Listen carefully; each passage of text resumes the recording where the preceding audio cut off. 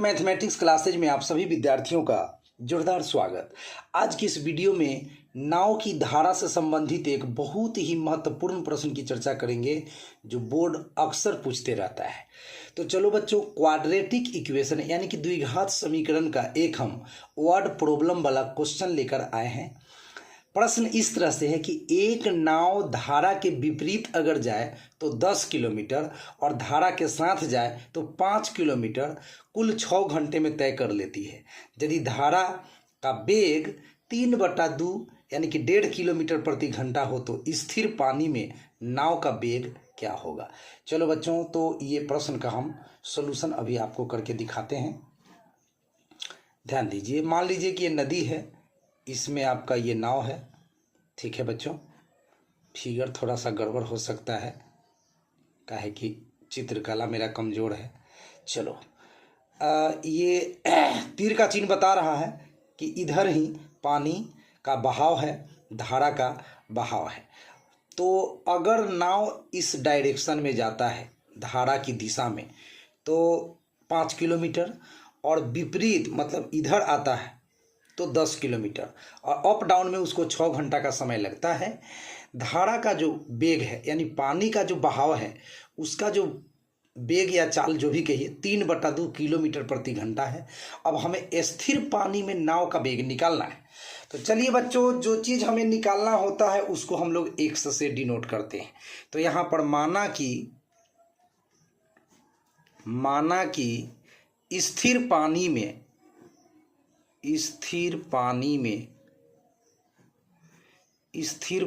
में नाव का वेग, ठीक है बच्चों, नाव का वेग, स्थिर पानी में नाव का वेग जो है वह हम लोग 1 किलोमीटर प्रति घंटा मान लेते हैं। अब धारा के साथ नाव की चाल कितना होगा, जरा आप सोचिए। धारा के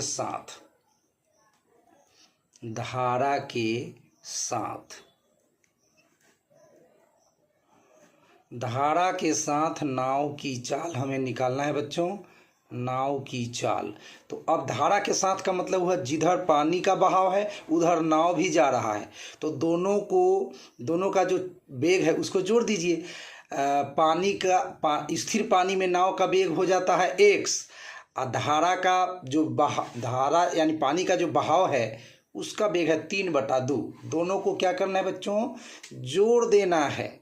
चलिए, क्योंकि यह धारा के साथ है, धारा के अनुकूल है, इसीलिए धारा का जो चाल है वह नाव के चाल में जुट जाएगा, इतना किलोमीटर प्रति घंटा हो जाएगा। अब धारा के विपरीत की भी बात हो रही है। देखिए बच्चों, धारा के विपरीत का मतलब कोई पूछे तो नाव जा रहा है इधर और पानी बह रहा है उधर, विपरीत का मतलब हो गया। चलो, तो अब मैं लिख लूँ धारा के विपरीत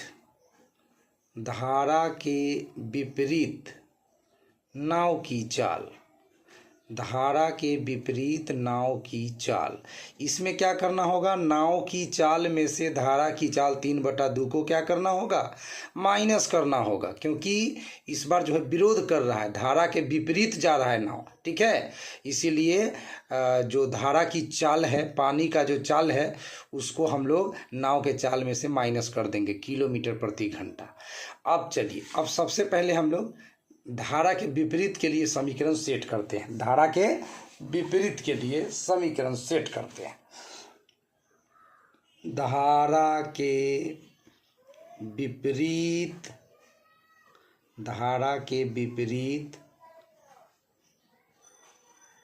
गति के समय आप लोग एक सूत्र पढ़े होंगे बच्चों, दूरी बराबर चाल गुना समय। याद करिए, फिजिक्स में भी लगता है, मैथ में भी लगता है। दूरी बराबर चाल गुना समय, ठीक है। अंग्रेजी में distance equal speed into time इसको बोलते हैं, distance equal speed into time. तो धारा के विपरीत कितना दूरी तय कर रहा है भाई, देख लीजिए। धारा के विपरीत 10 किलोमीटर दूरी दिया गया है, तो दूरी का वैल्यू कितना बैठा देते हैं बच्चों, 10। एंड धारा के विपरीत जो चाल है बच्चों, जरा देख तो लीजिए, धारा के विपरीत नाव की चाल x - 3/2 है, तो चलो भाई चाल का मान x माइनस 3/2 बैठा दीजिए और गुना में समय है तो समय लिख दीजिए। अब हम लोगों का पेज भर चुका है। अब हम लोग नेक्स्ट पेज पर इसका सॉल्यूशन करेंगे। इतना तक आप लोग अच्छा से नोट कर लीजिए या स्क्रीनशॉट ले लीजिए। ठीक है बच्चों, चलिए 10 बराबर x माइनस 3/2 गुना समय। 10 बराबर 10 बराबर बच्चों 10 बराबर x माइनस 3/2 गुना समय। इतना तक हम लोग ला चुके थे उस पेज पर। अब गुना में जो भी रहता है वो अदर साइड में जाता है तो वह बटा के नीचे आ जाता है। तो 10 के बटा में x माइनस 3/2 चला आएगा, x माइनस 3/2। अब बराबर के बाद समय बचा हुआ रह गया। चलो भाई, ये जो समय हुआ वह आपको कहाँ लग रहा है? धारा के विपरीत 10 किलोमीटर ट्रेवल करने में नाव को लग रहा है। चलिए अब धारा के साथ वाला समीकरण सेट करते हैं हम लोग। धारा के साथ गति करते समय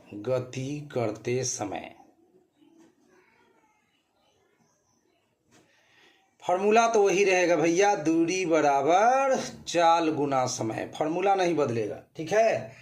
डेटा बदल जाएगा, दूरी का मान, चाल का मान, ये सब बदलेगा, लेकिन सब फॉर्मूला तो वही रहेगा हमेशा हमेशा के लिए। तो चाल गुना समय। अब इस बार धारा के साथ गति हो रहा है भाई। तो देख लीजिए आपका प्रश्न धारा के साथ 5 किलोमीटर का नाम ले रहा है। तो चलो जी, अभी तो हम दूरी के सामने 5 डालेंगे और धारा के साथ जो चाल माने थे याद कीजिए आप लोग, दिखा देते हैं। धारा के साथ चाल जो माना गया है वह x प्लस 3/2 है बच्चों, x प्लस 3/2 है बच्चों। तो चलो इस बार x प्लस 3/2 डाल दो, x प्लस 3/2। अब गुना में समय है, समय रहेगा। अब ये x प्लस 3/2 बराबर के बाद गुना में है, पहले आएगा तो बटा के नीचे आ जाएगा, भागा में आ जाएगा। तो 5 के बटा में आ जाएगा x प्लस 3/2 बराबर समय। यानी इतना समय जो लगा 5/x प्लस 3/2, यह धारा के साथ गति करते समय लगा था, इतना समय।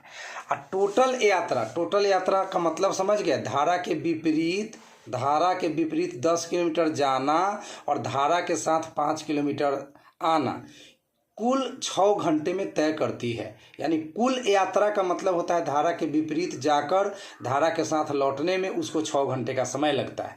तो अब हम दोनों समय को जोड़कर 6 के बराबर करेंगे। तो एक समय था मेरा बच्चों, देख लीजिए, एक समय था 10/x माइनस 3/2 और दूसरा जो समय लगा है वो है 5/x प्लस 3/2। और दोनों का योगफल किसके बराबर? 6 घंटा के बराबर होगा। प्रश्न से अब चलेंगे हम लोग। प्रश्न से धारा के विपरीत कितना समय लगा था नाव को? तो लगा था 10/x माइनस 3/2 प्लस धारा के साथ गति करते समय कितना लगा था बच्चों? तो 5/x प्लस 3/2। और कुल यात्रा में कितना घंटा? तो 6 घंटा। कुल यात्रा में 6 घंटा का समय लगा था। अब यहाँ से अगर आपका द्विघात समीकरण स्ट्रांग है तो बच्चों आप खुद भी सॉल्व कर सकते हो। तो अगर आपको अपने आप पर कॉन्फिडेंस है तो x का मान पहले आप वीडियो को रोक दीजिए, खुद से निकालिए और बाद में वीडियो प्ले कराकर देखिए। अगर सही आंसर आपका निकलता है तो आपको आत्मविश्वास में काफ़ी बढ़ोतरी हो जाएगी। फिलहाल x के बटा में 1 लिखते हैं और यहाँ पे विहीन का हम घटाव बनाते हैं। 1 2 का लघुत्तम हो गया 2, तो 2 में x से गुना हो गया तो 2x माइनस 3 प्लस का चिन्ह 5 बटे, यहाँ 1 2 का LCM 2 हो गया, 2 में x गुना हो गया तो 2x प्लस 3 एंड बराबर 6। कैलकुलेशन रह गया, ये 2 बटा के ऊपर जाएगा तो 10 दूना 20 हो जाएगा। अब बटा के नीचे है 2x माइनस 3 ये 2 बटा के ऊपर जाएगा तो 5 दूनी 10 हो जाएगा, 10 हो जाएगा। एंड बटा के नीचे आपका 2x + 3 रह जाएगा, 2x + 3 = 6। फिर भिन्न का जोड़ बनाएंगे, क्योंकि बीच में प्लस का चिन्ह है तो भिन्न का जोड़ ही बनाएंगे। तो नीचे वाले का एलसीएम लेंगे, तो 2x - 3 × 2x + 3, ये एलसीएम हो गया। अब इससे इसमें गुना हो जाएगा, इससे इसमें गुना हो जाएगा। ये सब तो आपको भिन्न का जोड़ मालूम है पहले से। तो 20 से गुना होगा बच्चों 2x + 3 में, प्लस 10 का गुना होगा 2x - 3 के साथ, = 6 है। ये पेज भी हमारा भर चुका है बच्चों, आप इसका भी स्क्रीनशॉट ले लीजिए या यहाँ तक नोट कर लिए होंगे। अब हम अगला पेज पे इसको आगे सोल्व करेंगे। थोड़ा सा लंबा क्वेश्चन है लेकिन बहुत इंपॉर्टेंट है भाई, 5 नंबर का क्वेश्चन है। तो चलिए भाई, इससे आगे का कहानी आपको अगले पेज पर हम दिखाएंगे। तो हमारा प्रश्न अभी तक आ चुका है 20 गुना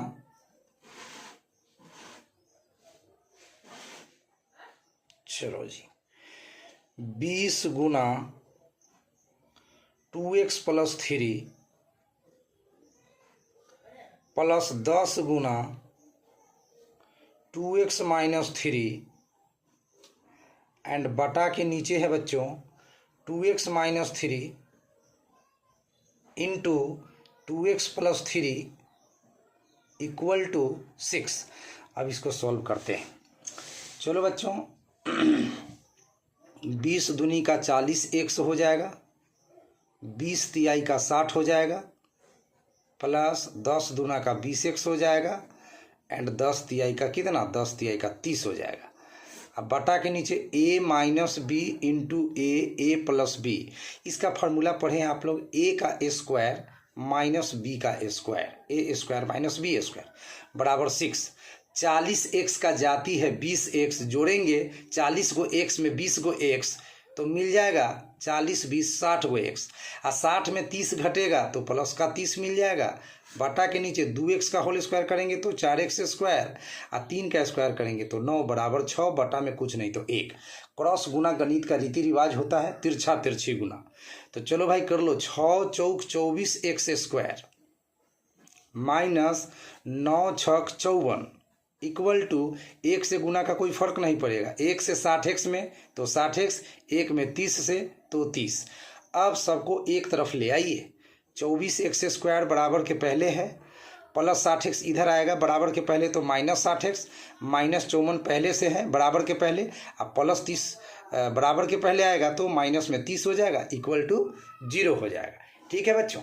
उसके बाद 24x² अपने जगह पर रहा, माइनस 60x भी अपने जगह पर रहा, अब माइनस में 54 और माइनस में 30, ये दोनों मिलकर कितना हो जाएगा बोलिए, -54 और -30। जब दो संख्या में माइनस लग जाए तो जोड़ के माइनस लगा देना, तो माइनस का चिन्ह दे दो। अब 50 30 80 4 84 हो जाएगा बच्चों, -84 = 0। अब यह एक द्विघात समीकरण के रूप में आ चुका है। यहाँ से आप सॉल्व करना बहुत आसान काम रह गया है, कुछ कॉमन ले लो तो और आसान काम है। 24 60 और 84 में से 12 कॉमन हो जाएगा, तो 12 दूनी का 24x², 12 पचे का 60x, अब 12 × 84 = 0। अब हमारे पास आ गया है 2x² - 5x - 7 = 0 के बटा में 12 गया तो खत्म हो गया। अब चलो बच्चों, मध्य पद को हम दो भागों में बांटते हैं, गुणनखंड विधि से इसको सोल्व करते हैं। तो -5x को अगर हम ऐसा लिख दे बच्चों, प्लस में 2x, ध्यान देना, प्लस में 2x एंड माइनस में 7x। जरा सोचो कि 2 गो x में 7 गो x घटेगा तो फिर से -5x आ जाएगा, और 2 × 14x² माइनस में आ रहा है, और यहाँ भी 2 × 14x² माइनस में आ रहा है। गुणनखंड तोड़ने का नियम है कि मध्य पद को दो भागों में इस तरह से तोड़िए कि जोड़ने घटाने पर बीच वाला पद आ जाए, और गुना करने पर उतना ही आए जितना पहला का तीसरा के साथ गुणनफल आता है। -7 = 0। अब क्या करेंगे, 2x², 2x में से 2x कॉमन ले लेंगे तो x + 1 बच जाएगा, अब -7x -7 में -7 कॉमन ले लेंगे तो x + 1 बच जाएगा, = कितना 0। अब x + 1 दोनों में से कॉमन ले लेंगे बच्चों, तो हमारे पास क्या बच जाएगा, 2x - 7 = 0। अब हमारे पास दो केसेज हैं बच्चों, अब हमारे पास दो केसेज हैं। एक केस ये है कि x + 1 0 के बराबर, तो जब x + 1 0 के बराबर होगा मतलब +1 उधर जाकर -1। एक्स आपने माना क्या था बच्चों, बताइए आपने एक्स क्या माना था, जरा देखिए गौर कीजिए। आपने एक्स माना क्या था, स्थिर पानी में नाव का वेग। तो नाव का वेग क्या कभी निगेटिव होगा, सोचो। क्योंकि वेग जब 0 हो जाता है बच्चों, यहाँ समझिए, वेग जब 0 हो जाता है तो वस्तु विराम की अवस्था में आ जाता है, यानी कि वस्तु गति ही नहीं करता है। तो फिर माइनस में जाने का तो सवाल ही नहीं होता है। इसीलिए वेग कभी निगेटिव नहीं हो सकता बच्चों, माइनस में नहीं हो सकता। तो हम क्या करेंगे, इसको रिजेक्ट कर देंगे, यानी कि अमान्य लिख देंगे। ये आंसर नहीं हो सकता, हमारे शर्त का उल्लंघन हो रहा है। अब दूसरा केस लेकर बढ़ते हैं बच्चों। जब 2x - 7 = 0, इसका मतलब 2x बराबर -7 बराबर के बाद गया तो +7, और x के पीछे 2 गुना में है तो बटा में आ गया, तो 7/2। ये तो प्लस में है, 3.5 किलोमीटर प्रति घंटा, तो ये तो पॉसिबल है। तो यही है आपका 7/2 किलोमीटर प्रति घंटा जो है आपका स्थिर पानी में नाव का वेग हो गया। तो आई होप वीडियो थोड़ा सा लंबा बन गया है, लेकिन अच्छा से समझाने का मैंने प्रयास किया है। इसी तरह का मैथ्स का इंटरेस्टिंग वीडियो को देखने के लिए आज ही आप सब्सक्राइब कर सकते हैं intelligent mathematics classes. Thank you so much.